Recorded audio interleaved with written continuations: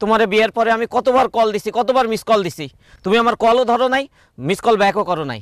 আচ্ছা বকুল, তুমি আমার একটাবার কও আমার কি অপরাধ ছিল? কি বলতেছেন আপনি? আমি কেমনে জানবো আপনার কি অপরাধ? আপনি আপনার বাপরে অথবা আপনার শিক্ষকরে যা জিজ্ঞেস করেন। নাটক কইরো না। কেন তুমি আমার জীবনটা নিয়ে সিনেমিনি খেললা?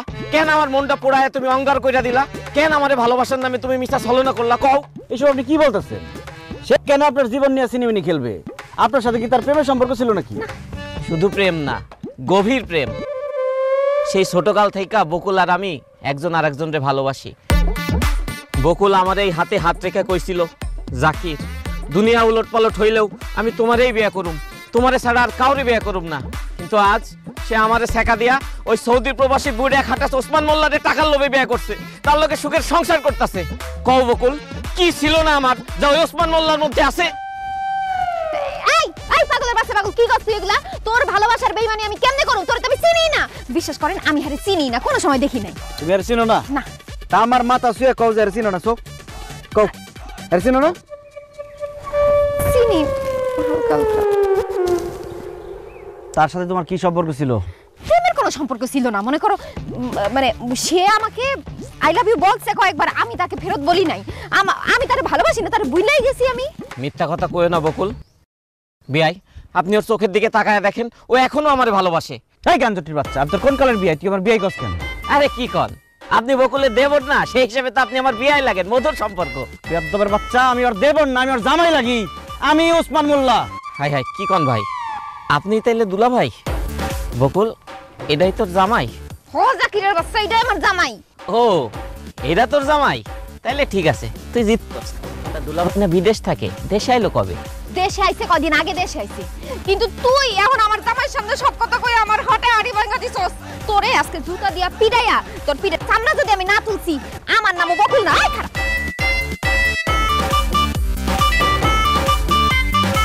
জুতা দিয়ে পিড়াই। আমার মনটা চেতেছে আমি তোমার জুতাটা পিটাই। কত বড় মিথ্যুকের মিথ্যুক, আর কত মিথ্যা কথা কইছো তুমি। আমারে কইছে ছোটবেলা থেকে কোনো ছেলের দিকে সে তাকাই নাই, আর এদিকে গাঞ্জটির সাথে তলে তলে ইস্ট চলতেছে তার। না না না, তোমার মতো বিশ্বাসঘাতক বেইমানের সাথে আমার কোনো সম্পর্ক থাকতে পারে না। তুমি যাও তোমার বাবার বাড়িতে, আমি ফেরত যেতেছি। না না না না, আপনি যায়েন না, আমার রেখা দেন, আমার ভুল হয়ে গেছে, আমি আপনার কাছে মাফ চাইতেছি, আপনি আমার মাফ করে দেন।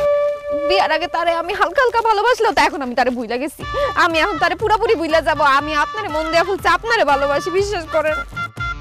আমার স্যার আপনি যায়েন না, আপনার স্যার আমি বাঁচবো না, আমার আপনি মাফ করে দেন। তাহলে কান ধরো, কান ধরে কও জীবনে আর কোনোদিন তার সাথে দেখা করবে না, কথা বলবে না, কোনো সম্পর্ক রাখবে না। আজকে থেকে সে তোমার চাচা। এই যে কানে ধরতেছি, আপনি যা করবেন তাই হইব। আজকে থেকে সে অবশ্যই শুধু আমার চাচা না, সে আমার খালা, সে আমার মামা, সে আমার নানা, দাদা, যা আছে সে আমার সব। কিন্তু আপনি আমার মাফ করে দেন। ঠিক আছে, এইবারের মতো মাফ করলাম, কিন্তু মনে রাখবে এটাই প্রথম, এটাই শেষ। আসো।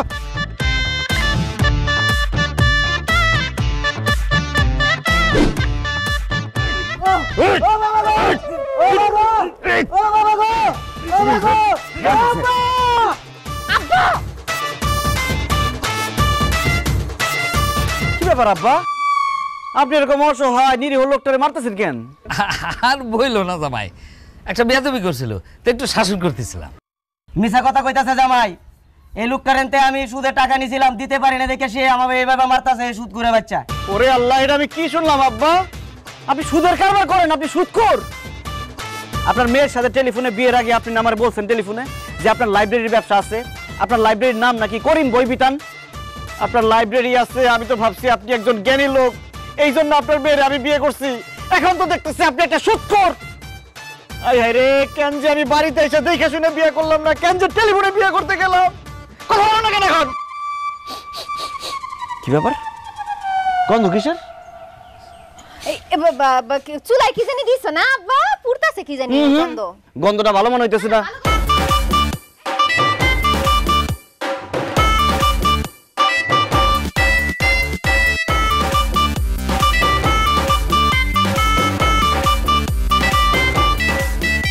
ভাই, আপনি সব কি খাইতেছেন? আরে উসমান, কেমন আছো? রাখেন আপনার উসমান, আপনি কি খাইতেছিলেন সেটা বলেন। তুমি তো খুব ভালো করে জানো আমার কোনো বাজে অভ্যাস নাই, ওই একটু অভ্যাস আছে সিগারেট খাওয়া, বসে বসে সিগারেট খেতেছিলাম। আমার সাথে মিথ্যা কথা বলেন না মিয়া ভাই, সিগারেটের গন্ধ আমি খুব ভালো করে চিনি। আপনি কি খাইতেছিলেন সেটা বলেন। গাঞ্জুটি আবার কি খাইবো? গাঞ্জাই খাইতেছিল। আর বললেন না দুলা ভাই, তার আমি এত কইরা কই যে নেশা পানি করো না, নেশা পানি করো না, সে আমার কোনো কথাই শুনে না, আমার জীবনটাই শেষ কইরা দিল নেশা পানি কইরা। কোনো কাজ কাম নাই, কত কইরা কইলাম যে কাজ কাম করো, কাজ কাম করো, কিন্তু কোনো কাজ কাম করবে না, সারা দিন এখানে পয়রা পয়রা গাঞ্জা খাইবো। ওর জীবনটা শেষ করছে, আমার জীবনটা শেষ করছে। হাই হাই রে, এটা আমি কি শুনলাম? আমার বউয়ের বড় ভাই নাকি গাঁজা খায়, নেশাখোর। হেৎ, তুমি না আমার বলছো যে তোমার বড় ভাই বলে আতরের ব্যবসা করে? আমি তো ভাবছি সে একজন পবিত্র লোক, এখন তো দেখতেছি সে একজন গাঞ্জটি। হাই হাই রে, এটা আমি কি করলাম? টেলিফোনে বিয়ে করে কত বড় ধরা খাইলাম। রিনা আপার কিছু হলে রিনা আপার কিছু হলে ভয় নাই, আমরা আপার কিছু হলে রিনা আপার কিছু হলে। রিনা আপাকে? কেউ না। রিনাকে চিনেন না? আমার শাশুড়ি, আর আপনারও শাশুড়ি। তার নাম বলে সবাই মিছিল করতেছে কেন?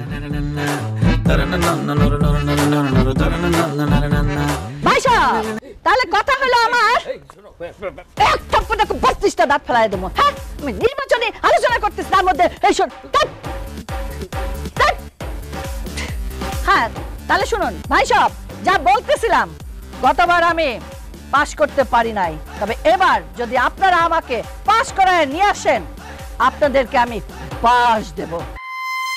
না না, আপনারা ঘাবড়াবেন না, আমার মার্কাটাই হলো বাঁশ। আর বাঁশ হলো অনেক উপকারী জিনিস, বাঁশ দিয়ে ঘরবাড়ি হয়। আম্মা, জামাই কেমন আছো? খুব প্রেসারের মধ্যে আছি আম্মা, ঢাইকা লাভ নাই, সব দেখে বলাইছি। সি সি সি সি সি, আমি ভিডিও করলে আপনারা কি দেখছি আর সামনাসামনি কি দেখতেছি? আপনার চুল লাল, কাপড় চোপড়ের এই অবস্থা, লোকজন, মিছিল মিটিং, কি হইতেছে আম্মা? কিছুই বুঝতেছি না। মিছিল দিব না, রিনা আপা তো সামনের বছর চেয়ারম্যান নির্বাচন করব। চুপ কর, যা আমার চোখের সামনে সরে যা, যা বলছি। জামাই, ওদের কথা তুমি কিচ্ছু বিশ্বাস করো না, ওরা সব মিছা কথা কইতেছে। আমি নামাজ রোজা ইবাদত নিয়েই আছি, ওই একটু আর কি মিছিলের সামনে একটু পড়ে গেছিলাম, এই আর কি। চুপ করেন, মিথ্যা কথা বলতে আপনার লজ্জা করে না? নিজের চোখে তো দেখলাম আপনি রাজনীতি মিছিল মিটিং নিয়ে ব্যস্ত। আয় হায় রে, কি ভাইবা আমি এই ফ্যামিলিতে বিয়ে করলাম, এখন তো দেখতেছি শাশুড়ি রাজনীতি করে, শ্বশুর সুদ খায়, সম্বন্ধী নেশাখোর। না না না, এই ফ্যামিলির সাথে আমি কোনো সম্পর্ক রাখুম না বকুল, আমি তোমার আজকে তালাক দেব। বাবা বাবা, এটা তুমি কি কইলা? আমার মেয়ের এত বড় সর্বনাশ করো না। ও জামাই বাবা, মাত্র আমার মাইয়াটার বিয়ে হয়েছে, এখন যদি তুমি ওরে তালাক দিয়ে দাও, আমাদের মান সম্মান বলতে কিচ্ছু থাকবো না। ওসমান ভাই, আমার বোনদের তুমি এত বড় শাস্তি দিও না। হ্যাঁ দুলা ভাই, আপনি তাকে পাপের শাস্তি বকুলরে কেন দিবেন? আপনি বকুলরে এত বড় শাস্তি দিয়েন না প্লিজ। দেখেন, আপনার সাথে যেহেতু আমার বিয়ে শাদী হয়েই গেছে, আমি আপনার সাথে সংসারটা করতে চাই, আপনি আমার তালাক দিয়েন না। ঠিক আছে, আমি তালাক দেব না, কিন্তু আমার একটা শর্ত আছে। বলো বলো জামাই বাবা, শর্তটা বলো। আম্মা, আপনি আমার টেলিফোনে যা বলছেন তাই হইতে হইব, এইসব মিছিল মিটিং বাদ দিতে হইব। আর আব্বা, আপনার সুদের ব্যবসা ছাড়তে হইব। আর মিয়া ভাই, আপনার নেশা ছাড়তে হইব। যদি সবাই সবকিছু ছাড়তে পারেন, তাইলে আমি বকুলের লগে সংসার করুন। আর যদি না ছাড়েন, আমি এখন বাড়িতে যাবো, বাড়িতে গিয়ে ডিভোর্স পেপার সাইন করে পাঠাই দেবো। জামাই জামাই, যেহেতু তুমি সুদের কারবার এই ব্যবসা পছন্দ করো না, আজকের থেকে আমি এই ব্যবসা ছেড়ে দিলাম। আমি রাজনীতি ছেড়ে দিলাম। আমি আর কোনোদিন ওই নেশামেশার মধ্যে নাই, ওর আশেপাশে আমি যাবো না। দেখছেন, সবাই সবকিছু ছাইড়া দিচ্ছে, আপনি আর রাগ করেন না, ঘরে আসেন। ঠিক আছে, আপনারা যা যা বলছেন সব মনে রাখেন। কালকে থেকে পবিত্র মাহে রমজান শুরু হইতেছে। আল্লাহ যাতে আপনাদেরকে হেদায়েত করে, আপনাদের সবকিছু কবুল করে। আব্বা, ও আব্বা, আব্বা, আম্মা, তাড়াতাড়ি উঠে সবাই। এ বকুল, কই গেলা? মিয়া ভাই তাড়াতাড়ি আসেন। আরে কই আসেন? ডাকাত পড়ছে নাকি? আরে ডাকাত পড়বো কেন? কালকে থেকে পবিত্র মাহে রমজান শুরু হইতেছে, সেহরি খাওয়ার সময় হয়ে যাইতেছে, আর তোমরা সবাই নাক ডেকে ঘুমাইতেছো। সেহরি খাইতে হইব না, রোজা রাখতে হইব না? না না, এত রাইতে আমি কিছু খাবো না, আমি ঘুমাইতে গেলাম। এটা কেমন কথা বললেন আব্বা? আপনি ঘুমাবেন মানে রোজা রাখতে হইব না? হয়েছে কি জামাই বাবা, ওই যে আমার তো ওই যে গ্যাস্ট্রিকের সমস্যা আছে, এই জন্য রোজা রাখতে পারি না। আর রোজাই যখন রাখতে পারি না, তখন ওই সেহরি খায় কি লাভ? জামাই বাবাজি, আমার তো ডায়াবেটিস, একটু পর পর খাইতে হয়, এই জন্য তো আমি রোজা রাখতে পারি না, এই জন্য আমি সেরে খাবো না। ভাই আমিও সেরি খাইতে পারবো না, তুমি আমার ভাই বোনা যে আমি বাহানা দেয়াইতেছি। বিশ্বাস করো কয়েকদিন ধরে আমার পেটের অবস্থা ভালো না, কতক্ষণ পর পর আমার বাথরুমে যাইতে হয়। আর এই অবস্থায় যদি আমি সেরি খাই তাহলে কালকে তো আমার সারাদিন বাথরুমে পড়ে থাকতে হইব। যেহেতু রোজাই রাখতে পারবো না তাহলে আর সেরি খাই কি লাভ, বুঝছো না? দেন দুলাভাই, আমি এমনি দুর্বল মানুষ, রোজা রাখতে চাই দেখুন কখন জানি ফিট হয়ে পড়ে গেছি। আর তাছাড়া আমি বেশিক্ষণ না খায় থাকতেও পারি না, এই জন্য আমি স্যারেও খাবো না, রোজাও রাখবো না। ময় মুরব্বী কেউ যখন রোজা রাখতেছে না, আমি একলা রোজা রেখে কি করুম? সবাই দেখা যাবো আমার সামনে গপ গপ করে খাইতেছে, অগো খাওন দেখে আমার খাইতে ইচ্ছা করবো, তারপর রোজাটা হালকা হয়ে যাবো। আমিও রোজাটা না রাখি।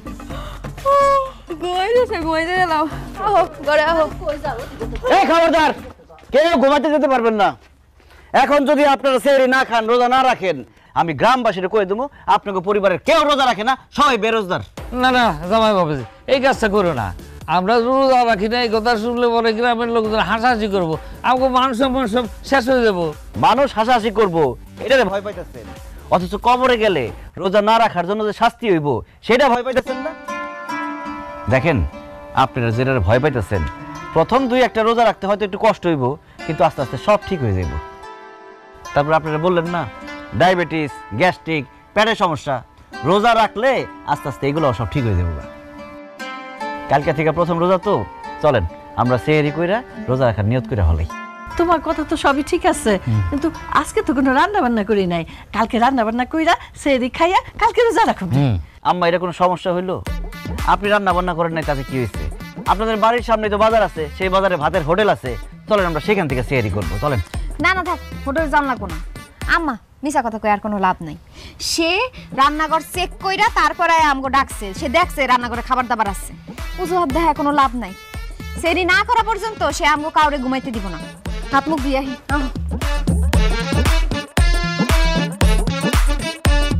আমার সাথে ভণ্ডামি, তোমাদের মতো ভণ্ডরে কিভাবে সাইজ করতে হয় আমি খুব ভালো করে জানি। আব্বা তো চোখে কোথাও আছে না, ঘুম ভাঙে না এখনো। আম্মা রোজার নিয়ত করে খান কিন্তু। জামাই নিয়ত করছে করছে। শোনো, বেশি করে খাও, সকালে কিন্তু নাস্তা পাইবা না, কিন্তু আর খাওয়ান পাইবা না। খাও খাও খাও, আমিও বেশি করে খাইতেছি, রোজা রাখুন তো। আমার মনে হয় কি সারাদিনে মাঝখানে দুপুরে একবার খাওয়ান গেলে তাহলে ঠিক আছে। এটা কেমন কথা বলেন মিয়া ভাই? হ্যাঁ, আমগো ছোটবেলায় তো আমরা যখন দুপুরে খাই লাইতাম, আম্মা কইতো যে 2-3টা রোজা হয়ে গেছে, আমরা সারাদিনই খাইতাম আর রোজা রাখতাম। ওই নিয়ম ঠিক আছে। আরে ছোটবেলায় ওটা আলাদা কথা, আবার আপনি কোন ওই নিয়ম ঠিক আছে, আর বড় জন্য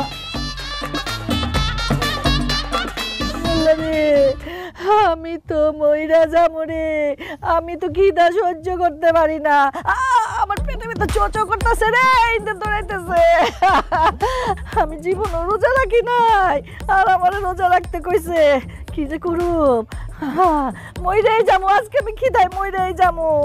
আমার তো প্রাণ যায় যায় পালা, দম আটকে আইতেছে, খিদা তো আমি সহ্য করতে পারতেছি না। সবচেয়ে খারাপ অবস্থা হচ্ছে আমার, পানি পিপাসায় গলাটা পুরো চৌচির হয়ে গেছে, কয়লা কয়লা লাগতেছে। আম্মা, আমরা একটা কাজ করি, রান্নাঘরে গিয়া ভাত তরকারি রান্না করে খাই। আর সামাই তো আশেপাশে নাই, ওসমান কিছু কইতে পারবো না। ঠিক কইছস মা, চল রান্নাঘরে তো অনেক কিছু থাকে, তাই না? একটা কিছু রাইন্দা আমরা খামো। জামাই এসে যদি জিগায় আম্মা আমরা কেউ আমরা রোজা, আমরা কিচ্ছু খাই নাই, জামাই তো বুঝবই না। চল পেট বইটা খাই গেল।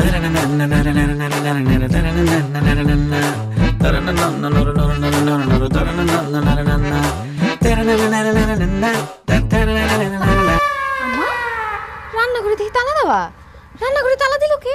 রান্নাঘরে তালা আমি মারছি।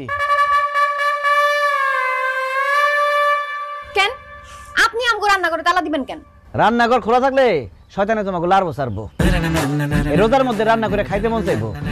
এই জন্য আমি সিদ্ধান্ত নিচ্ছি, এই রোজার মধ্যে ইফতারের আগ পর্যন্ত রান্নাঘরে তালা দেওয়া থাকবে।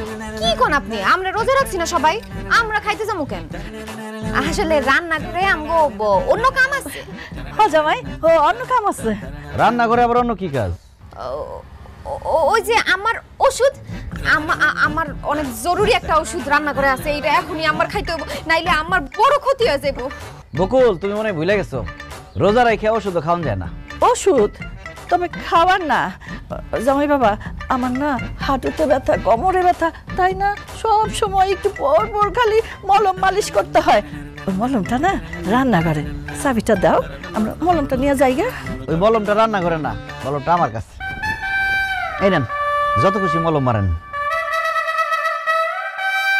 ও জামাই, এই মলমটা তুমি কই পাইছো? যেখানে সবসময় থাকে সেখানেই পাইছি, শোয়ার ঘরে আপনার বালিশের পাশে। আম্মা, এই বয়সে আর মিথ্যা কথা বলেন না, তার মধ্যে রোজা রাখছেন, রোজা রেখে মিথ্যা কথা বললে রোজা হালকা হয়ে যাইব। আপনার তিনজনে এতক্ষণ যা যা কইছেন আমি সব শুনছি। এই নাটক বাদ দিয়া অজু করে সুন্দর করে ইবাদত বন্দী করে সময়টা কাটান। ইফতারের ঠিক আগে আগে চাবিটা দিমু, তারপর রান্নাঘর খুলবেন। আমি থাকতে রোজা কাউরে ভাঙতে দিব না। ঘরেও তো খাওয়ানোর কিছু নাই, তাহলে এখন আমরা কি করবো? আম্মা, বকুল, চলো আমরা কল করে যাই, ইচ্ছে মতো পানি খাই। হুদা পানি খায় কোনো লাভ আছে? আসল খাওন যদি না খাইতে পারি তার থেকে রোজা রাখাই ভালো। খুব তো ভালো ভালো দেখা বিয়া দিছিল না, টেলিফোনে বিয়া দিছে, আমি বুঝো ঠেলা।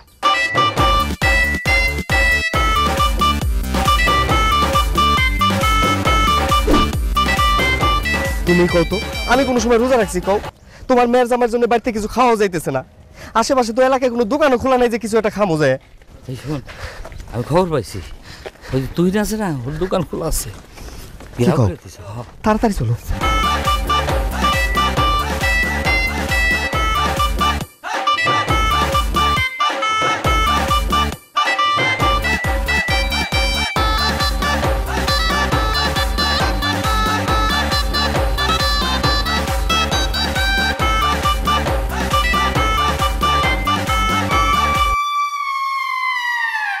জামাই বাবাজি, রোজার দিনে তুমি এই দোকানে আসছো কেন?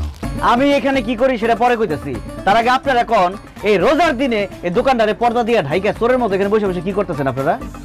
বাড়ির ভিতরে ভালো লাগতেছিল না, তাই দোকানে এসে বসে আছে। দোকানে এসে বসে আছেন ভালো কথা, কিন্তু আপনাকে দুজনের হাতে রুটি কেন? এই রুটি কেন?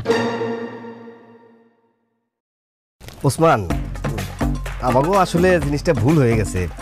আমরা যে রোজ হাই জিনিসটাই ভুলে গেছি। এই যে দেখো না, এর লেগে তো মনের ভুলে রুটি কলা হাতে নিয়ে বসে রয়েছি। ভাইজান মিথ্যা কথা কইবেন না, আপনারা ইচ্ছা করে খাওয়ার জন্য এই রুটি নিছেন। আব্বা, আপনার কি বয়স কম হয়েছে? সারাটা জীবন তো খাইয়েই আসছেন। এই রোজার দিনে আল্লাহরে খুশি করার জন্য 30টা দিন কি রোজাটা রাখতে পারবেন না? এই রোজার দিনে দিনে দুপুরে আপনার পুলারে নিয়ে এসে দোকানে বসে বসে খাইতেছেন, আপনি লজ্জা করতেছেন না? লজ্জা তো লাগে রে বাবা, কিন্তু কি করব, ক্ষুধা লাগছে, খুব কষ্ট হইতেছে। আর রোজা রাখা অভ্যাস নাই তো। আব্বা, অভ্যাস না থাকলে অভ্যাস করতে হইব। আর একবার অভ্যাস হয়ে গেলে দেখবেন আর কষ্ট লাগতেছে না, ওটা আরাম লাগতেছে। আর সারাটা দিন রোজা রাখার পরে ইফতারের সময় যে আনন্দ, সেই আনন্দটা বুঝতে পারবেন আব্বা। না, ওই আনন্দ আমার দরকার নাই, আমার খিদে লাগছে, আমি খাবো, রোজা রাখতে পারবো না। আমিও রোজা টোজা রাখতে পারবো না, খিদে আমার পেট ব্যথা করতেছে। আমি আর না খেলে মরে যেতে পারি, যে কোনো সময় মাথা ঘুরে দেন পড়ে যেতে পারি। ও, আপনি রোজা রাখতে পারবেন না? খারাপ, দেখাইতেছি মজা। এ গ্রামবাসী, কে কোথায় আছেন? আসেন দেখে যান। আপনিও গ্রামের গণ্যমান্য ব্যক্তি করিম ভুইয়া আর তার ছেলে দুজনে রোজার মধ্যে লোকে লোকে খাইতেছে। আসেন দেখে যান, দেখে যান, আসেন। যাবাই, লোকজন রাখো না, মান সম্মান থাকবে না, ইজ্জত থাকবে না। সামনে আমি বাজার কমিটির সভাপতি হওয়ার সিদ্ধান্ত নিয়েছি। এখন যদি বাজারের লোকজন জানে যে আমি রোজা রাখি না, তাহলে সভাপতি তো দূরের কথা, সদস্য পদও রাখবে না। ঠিক আছে, আমরা এখন থেকে রোজা রাখবো ইনশাল্লাহ, ইনশাল্লাহ, ইনশাল্লাহ। এই যে ওসমান, এখন থেকে আমরা সব কটা রোজা রাখুন, তুমি দেখো। আমারে দেখানোর জন্য আর মানুষকে বোঝানোর জন্য রোজা রাখার দরকার নাই। আল্লাহরে রাজি খুশি করানোর জন্য রোজা রাখেন। দোয়া করি আল্লাহ যাতে আপনাকে রোজা কবুল করে। আরে তুই তো লজ্জা করে না? রোজার দিনে তুই দোকান খোলা রাখছস? তুই জানস এই তোর দোকান থেকে সবাই খায় খায় রোজা ভাঙতেছে, সব কিছুর জন্য গুণ হইব তোর। হাই দুলা ভাই, কোন কি সবাই আমার দোকানে খাইয়া রোজা ভাঙতেছে, এর লেগে আমার গুণ হইব? আমার তো ভুল হয়ে গেছে দুলা ভাই, আমার মাফ করে দেন। কানে ধরে কর, রোজার মধ্যে দিনের বেলা দোকান খোলা রাখবো না, নিজেও রোজা রাখবো, অন্য কেউ রোজা রাখতে সহায়তা করবো। এই যে দুলা ভাই, আমি কান ধরে কইতেছি, রমজান মাসের দিনের বেলায় আর আমি দোকান খোলা রাখুম না, নিজে রোজা রাখুম এবং অন্যকে রোজা রাখা সহায়তা করব। কথাটা যাতে মনে থাকে। দোকান বন্ধ কর, তাহলে আমার দোকানে। দুলা ভাই, এক্ষুনি আমি দোকান বন্ধ করতেছি। আর আপনারা আসেন, জোর নামাজ পড়তে বাজান দিচ্ছে, আসেন আসেন।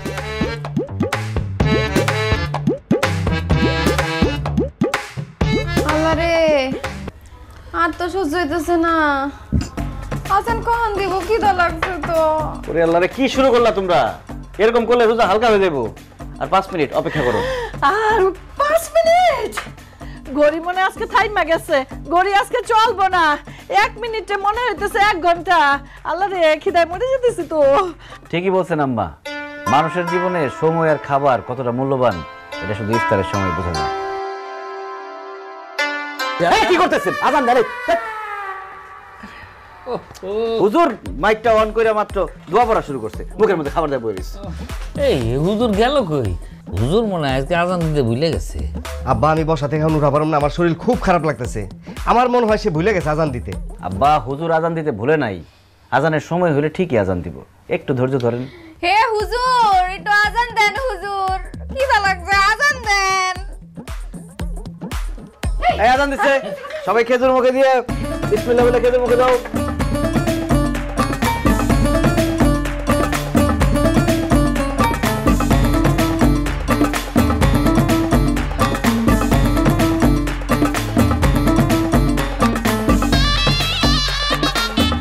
মাছ দেখান গলায় আটকে পড়তো।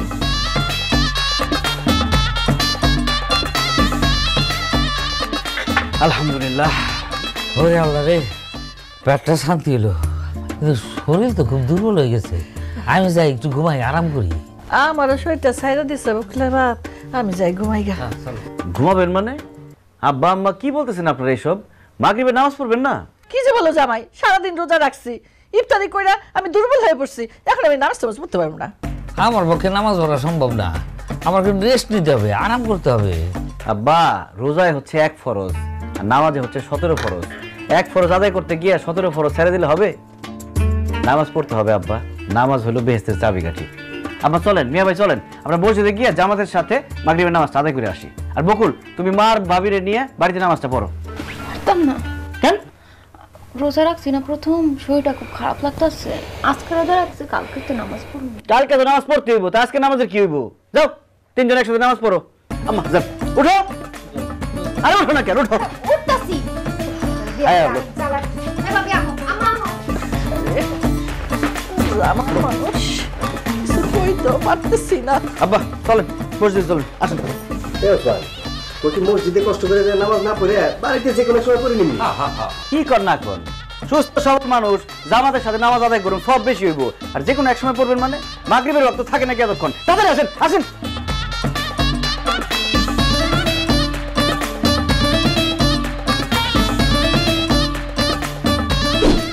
এখন শুয়ে পড়ো, সকাল সকাল সেই রেখে দিব। কি ব্যাপার, তুমি আমার দিকে এরকম চোখ বড় বড় করে তাকিয়ে রয়েছো কেন? আপনি তো আমার স্বামী, এর জন্য কিছু করতে পারতেছি না, খালি বড় বড় চোখ করে তাকাই আছি। আচ্ছা আপনি কি শুরু করছেন আমার কন্ত? কি শুরু করছি আমি? আব্বা আমারে জোর করে নামাজ পড়াইতেছেন, রোজা রাখাইতেছেন। আপনি জানেন আজকে সারাদিন রোজা রেখা আব্বা আম্মা আমার ভাই ভাবি সবার শরীর খারাপ হয়ে গেছে গা। হ্যাগো শরীর যদি অসুস্থ হয় আর হ্যাগো যদি কিছু হয় তাহলে কিন্তু আমি আপনারে ছাড়ব না। তোমার আব্বা আম্মা ভাই ভাবি রোজা রেখে অসুস্থ হয় নাই, পাপ করতে করতে তার শরীরটা ভারী হয়ে গেছে। এখন নামাজ রোজা কইরা শরীরটা একটু হালকা হইতাছে। তারা যে তোমার মিথ্যা কথা বলছে, আমার ধোকা দিচ্ছে, তাই আমি সিদ্ধান্ত নিছি তারপরে সত্যি সত্যি ভালো ফ্যামিলি বানাই ছাড়ব। দেখেন আপনি তো আমার আব্বা আমারে চিনেন না, খালি মাইয়ার জামাই দেখা তারা আপনার কথা শুনতাছে। তারা আপনার কথা বেশি দিন শুনবে না, পরে একটা কথা কয়ে ফেলাইবো, আপনি মনে কষ্ট পাইবেন। তার চেয়ে ভালো হ্যাগরে হ্যাগো মতো থাকতে দেন, খামোখা আপনি হ্যাগরের লগে জোরাজুরি করেন না। আমি কোনো জোরাজুরি করতেছি না, আমি আমার দায়িত্ব পালন করতেছি। তুমি আমার এই ভালো কাজে বাধা দিও না, তাহলে তোমার গুণ হইব। বুঝতে পারছেন না তো? সময় দিয়ে ঠিকই বুঝবেন। সরেন আমি ঘুমাবো। হান্নান, টাকা চাইছো, টাকা দিতেছি, কিন্তু প্রতি মাসে সুদ কিন্তু ঠিকঠাক দেওয়া চাই। আর তা যদি না দাও আমি কেমন মানুষ সেটা তো জানোই, মনে থাকে জানো। এটাও টাকা, যাও। সি সি সি সি আব্বা, আপনি আমার কথা দিচ্ছেন আপনি আর কোনোদিন সুদের কারবার করবেন না, এরপরেও আপনি রোজা রমজানের দিনে সুদ খাইতেছেন। দেখো জামাই, এটা আমার ব্যবসা, এটা আমি ছাড়তে পারবো না। সুদ কোনো ব্যবসা হইতেই পারে না, সুদ খাওয়া হারাম। আমি থাকতে আপনার সুদের ব্যবসা করতে দেব না। সুদের ব্যবসা আমি করব, সুদ খাবই।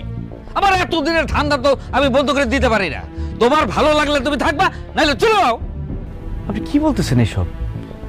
আমি চলে যাব? তোমার শ্বশুর যা কইছে একদম ঠিক কইছে। তোমার শ্বশুর যেমন সুদের ব্যবসা ছাড়তে পারবো না, আমিও তেমন রাজনীতি ছাড়তে পারবো না। তোমার জন্য আমি কেন স্বপ্ন ভঙ্গ করব? আমার কত দিনের স্বপ্ন আমি মহিলা চেয়ারম্যান হব। তাই আমি সিদ্ধান্ত নিছি, সামনে ইলেকশন, এখন থেকে আমি মাঠে যাবো, মিটিং মিছিল করুম। আব্বা আম্মা, তোমরা যেহেতু তোমাকে কথা কই দিছো, তাহলে আমি আমার কথাটা কই। আমি আর আমার বউ এই রোজা টোজা রাখতে পারুম না। যেই জিনিসে অভ্যাস নাই ওই জিনিস কইরা আমি আমার শরীরটা তো নষ্ট করতে পারি না। আর এই ব্যাপারে যদি আমার কেউ বাধা দিতে আসে, তাহলে আমি ভুলে যাবো সে আমার বোনের জামাই। দেখেন দুলা ভাই, আপনি মেহমান মানুষ, মেহমানের মতো থাকেন। আমাদের সংসারে এত খবরদারি করতে আসেন না তো। আর আমি রোজা থাকতে পারবো না, আমার রোজা থাকতে কইেন না। বকুল, তোমার মা বাবা ভাই ভাবি সবাই তাদের মতামত জানাই দিছে, তুমি কি কিছু বলবা? আমি আর কি কমু, আমার বাবা মা ভাই ভাবি যা বলছে আমিও তাদের সাথে একমত। আমি যেমন আছি তেমনই থাকুম, আমি আপনার জন্য নিজের এত পরিবর্তন করতে পারবো না। ও আচ্ছা বকুল, আমি সবসময় চাইছিলাম একজন নম্র ভদ্র নামাজি পরহেজগার মেয়ে আমার বউ হইব। তোমার ছবি মোবাইলে প্রথমে দেখা আমার তোমার সেরকম মেয়ে মনে হয়েছে। এই জন্য আমি আর দেরি না কইরা তাড়াতাড়ি টেলিফোনে বিয়েটা সেরা ফেলাইছি, যাতে আমি দেশে আসতে আসতে তোমার আরেক জায়গায় বিয়ে না হয়ে যায়। আমি দেশে এসে প্রথম যেদিন তোমার দেখছি সেদিনই আমি বুঝছি যে টেলিফোনে না যাই না শুই না বুঝা বিয়ে করে আমি ভুল করছি। বিয়া স্বামী স্ত্রীর সারা জীবনের বন্ধন, দুইজন দুজনকে দেখা যায় না শুই না তারপর বিয়ে করা উচিত। টেলিফোনে মানুষ বেশিরভাগ সময় মিথ্যা কথা বলে। এই যে যেমন তুমি, তোমার পরিবারের আর মানুষরা আমার টেলিফোনে ভিডিও কলে যেমন দেখাইছো যেমন কইছো, বাস্তবে ঠিক তার উল্টা। আমি বাড়িতে আইসা মনে মনে যেরকম বউ চাইছিলাম তোমার সেরকম গইরা তোলার চেষ্টা করছিলাম। দেখো বকুল, কিছুদিন পরে আমাকে সন্তান হইব। একজন সন্তান কিন্তু তার মায়ের কাছ থেকে সত্যিকারের শিক্ষাটা পায়। মা ভালো হইলে সন্তান ভালো হয়, মা শিক্ষিত হইলে সন্তান শিক্ষিত হয়, মা যদি নম্র ভদ্র হয় সন্তানও নম্র ভদ্র হয়। আর আম্মা আব্বা বেশিরভাগ সময় তো আমি বিদেশে থাকুম, আপনাকে ছায়া তো আমার সন্তানের উপর পড়ব। আপনারা যদি ভালো হন তাহলে তো আমার সন্তান আপনার কাছ থেকে ভালোটাই শিখব, আর আপনারা যদি খারাপ হন তাহলে আমার সন্তান তো খারাপটা শিখব। সেই জন্য আমি আপনাদেরকেও সঠিক রাস্তায় আনতে চাইছি, আল্লাহর রাস্তায় আনতে চাইছি। কারণ একদিন আপনার আমার সবারই তো মরতে হইব, আল্লাহর কাছে ফেরত যাইতে হইব। 2 দিনের দুনিয়ার আরামায় এসেছে, যাতে পরকালে আরামায় এসে থাকতে পারেন সেই ব্যবস্থা করতে চাইছিলাম। কিন্তু আপনারা যেহেতু আমার কথা শুনলেনই না, মুখের উপর আমার না করে দিলেন, তাহলে তো এখানে আমার আর থাকার কোনো দরকার নেই। বকুল, কোনো বেনামাজি বেরোজগারি বেপর্দা মেয়ের সাথে আমি সংসার করব না। যার ভাই একজন নেশাখোর, মা একজন মিথ্যাবাদী, তাদের সাথে আমি কোনো সম্পর্ক রাখবো না। এই সিদ্ধান্তটা আমি আমার আর আমার ভবিষ্যৎ প্রজন্মের কথা চিন্তা করে নিলাম। বকুল, আমি বাড়িতে যাইতেছি, বাড়িতে গিয়ে তোমার কাবিনের টাকা আর ডিভোর্স লেটার পাঠাই দেব। ভালো থাকো, ভালো মানুষ হয়ে থাকো।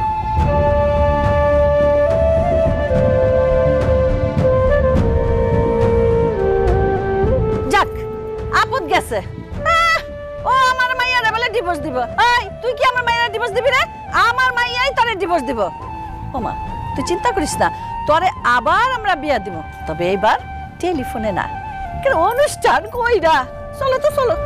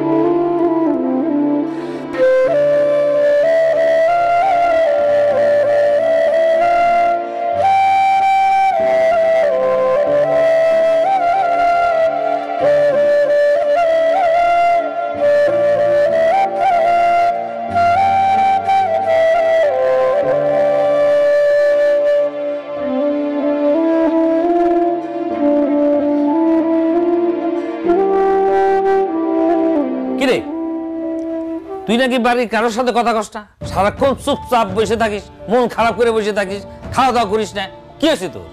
আপা কি হয়েছে তোমরা বুঝতেছো না? আমার স্বামী আমার রাইখা চলে গেছে, তারা ছাড়া আমি থাকতে পারতেছি না।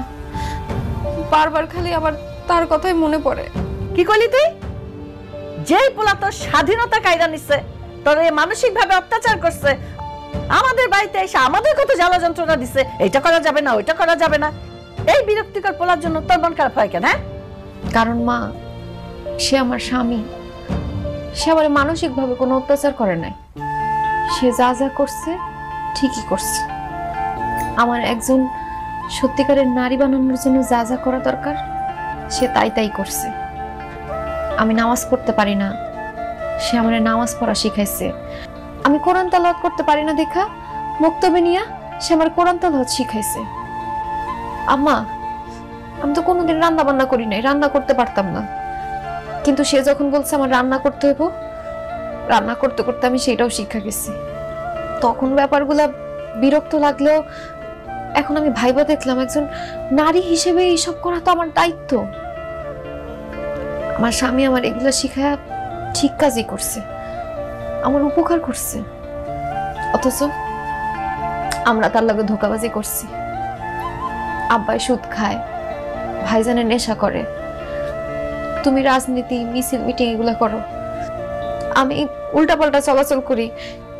এই সব কিছু লুকায়া আমি মিথ্যা নাটক সাজায় তারা বিয়ে করছি। এত কিছু জানার পরেও সে আমার বউ হিসেবে মাইনা নিছে। তোমাকে বাড়িতে আইসা তোমাকে ভালো হওয়ার জন্য শিক্ষা দিছে। আব্বা জানো, তুমি যে সুদ খাও এর জন্য কত মানুষ আমার সুদখোরের মাইয়া করে ডাকছে। তুমি সুদ খাওয়া বন্ধ করলে কত ভালো হইতো জানো। আর আম্মা, তুমি রাজনীতি করো, মানুষ তোমার নিয়ে কত উল্টাপাল্টা কথা কয়, আমি শুই না না শোনার ভান করে আয়সা করি। আর আমার ভাইটা নেশা করতে করতে তো জীবনটা একদম শেষই করে দিচ্ছে। আমার স্বামী তোমাকে এসব কিছুই তো ছাড়তে কইছিল, তাহলে কি সে তোমাকে ভালো করে নাই, তোমাকে উপকার করে নাই? টেলিফোনে তারে ধোকা দিয়া তারে বিয়া করছি, আবার দেশে আসার পরেও তারে আমরা কষ্ট দিছি। আমি আমার স্বামীর কাছে গিয়ে মাফ চামু আব্বা, আমি আমার স্বামীর সাথে সংসার করব, সে যেইভাবে চায় আমি সেইভাবে চলব। তোমরা আমার বাবা মা, তোমরা যদি আবার ভালো চাও তাহলে আবার আমার স্বামীর কাছে ফেরত দিয়ে আসো। আমি তোমার কাছে অনুরোধ করে করতেছি, আমি আর কিচ্ছু চাই না, আমি খালি আমার স্বামীরে ফেরত চাই, আমার সংসারটা ফেরত চাই। আব্বা, আম্মা, আমি একটা কথা বলতে চাই। আপনারা যদি আপনার মায়ের সুখে দেখতে চান, ভালো দেখতে চান, তাহলে তারে তার স্বামীর কাছে ফিরায় দেন। কারণ বিয়ার পরে একটা মাইয়া তার স্বামীর কাছেই সবচেয়ে বেশি সুখে থাকে।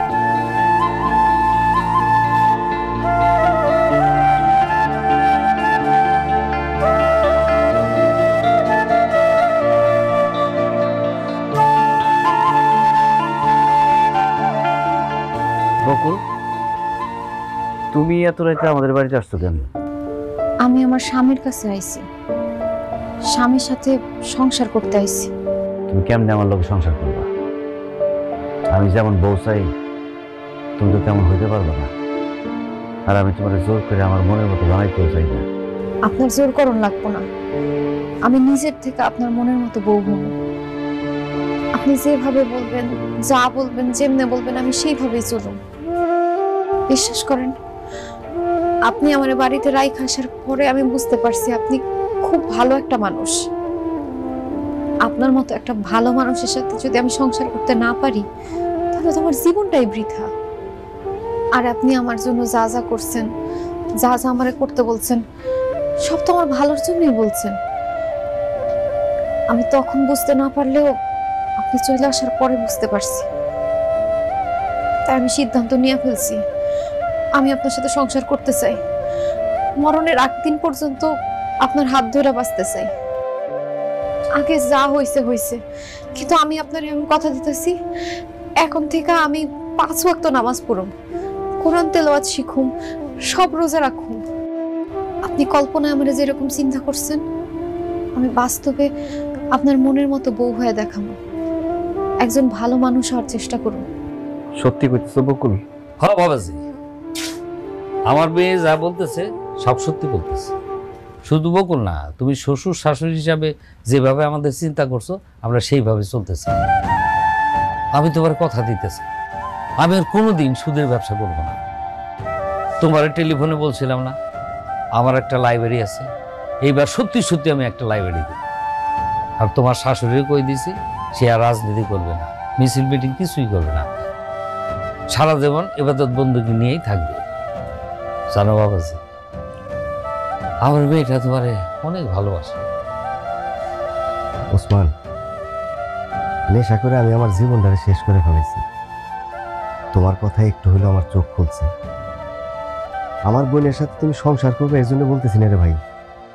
আমি আজকে মন থেকে বলতেছি ভাই, আমি আর কোনোদিন নেশা করুম না। এখন থেকে ঠিক মতো কাজকর্ম করুম, সংসারের হাল ধরুম, বাপ মার সেবা যত্ন করুম। তুমি আমার বোনদের মাইনে নাও। আমি চাই যে তোমরা দুইজনে সুখে শান্তিতে সংসারটা করো ভাই। কি হলো? এখনো কি আমার উপর আপনার রাগ কমে নাই? এখন আমরা মাফ করবেন না? তুমি আমার স্ত্রী, তোমার উপর কি আমি রাগ করে থাকতে পারি? আল্লাহর কাছে লাখ লাখ শুকরিয়া, আল্লাহ তোমারে আর তোমার পরিবারের সবারই হেদায়েত দান করছে। আজকে যে আমার কি খুশি লাগতেছে, আমিও তোমার কথা দিতেছি, আমি সারা জীবন আদর্শ স্বামী হয়ে বাঁচি, তোমার ভালোবাসা তোমার হাত ধরে বাঁচি।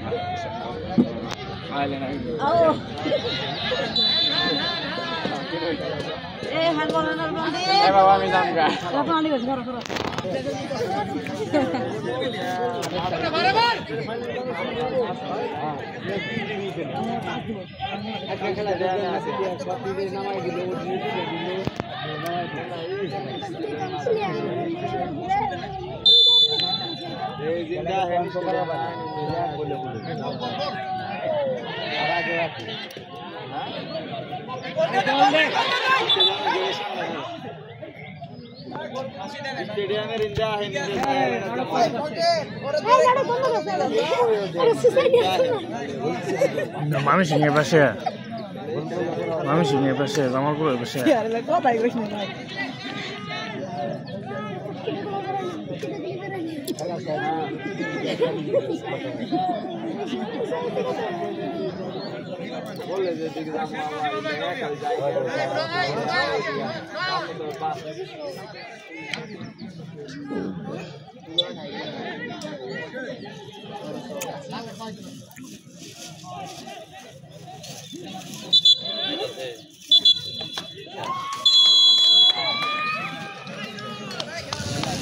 জয় হইল না।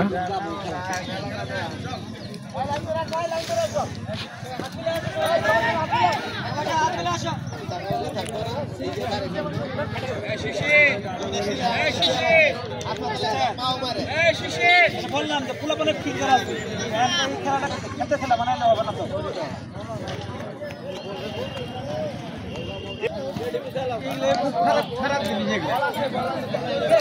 জামালপুরের জয় সম্পর্কে কিছু বলেন। রাজমামা জি, রাজমামা জি, এই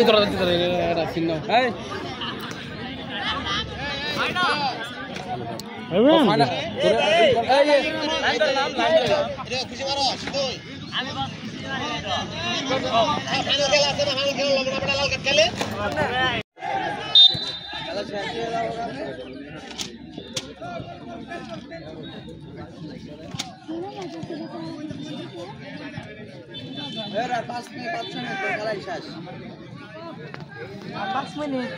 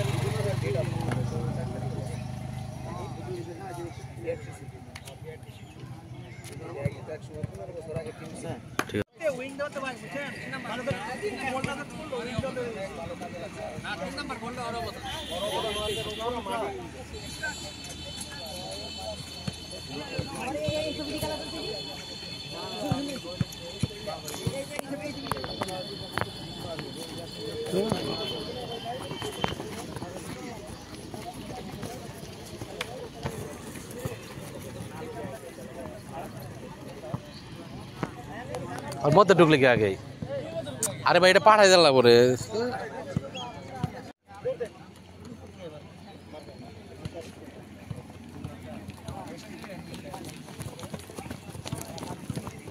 আরে বাড়ি কর রাখ খালি বেস্ট লেভেলটা না সবাই ডাউন দাও সবাই ডাউন নাইন নাইন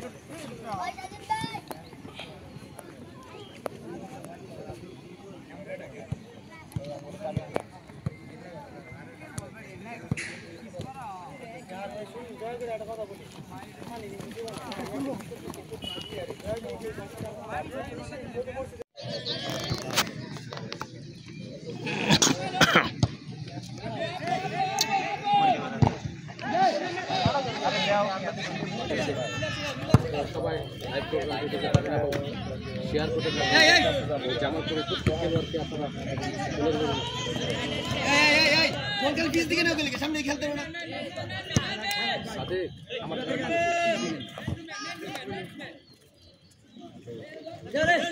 ধরো না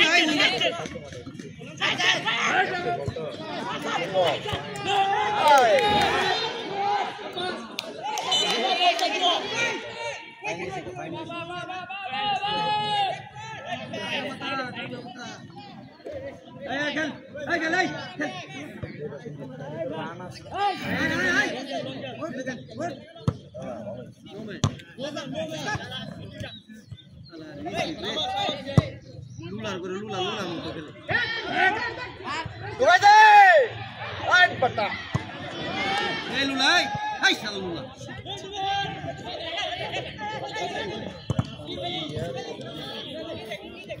জামাল বল ফাঁকি বল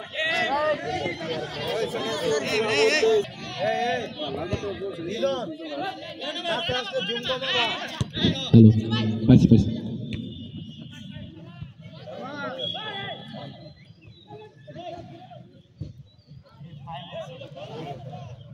সুপ্রিয় দর্শক শ্রোতা, আপনারা দেখছেন জামালপুর নিয়ন্ত্রণ বল, দেখা যাক কি হয়। চমৎকার সুযোগ কিন্তু আছে, ইরফান কিন্তু গিয়েছিলেন 6 নম্বর জার্সি পরিহিত।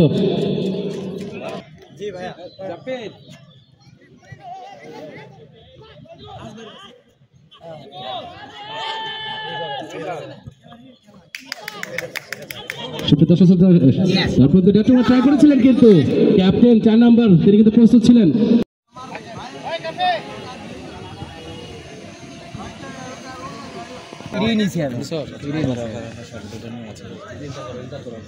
আর মাঝখানে যখন ঢুকবো তো আমরা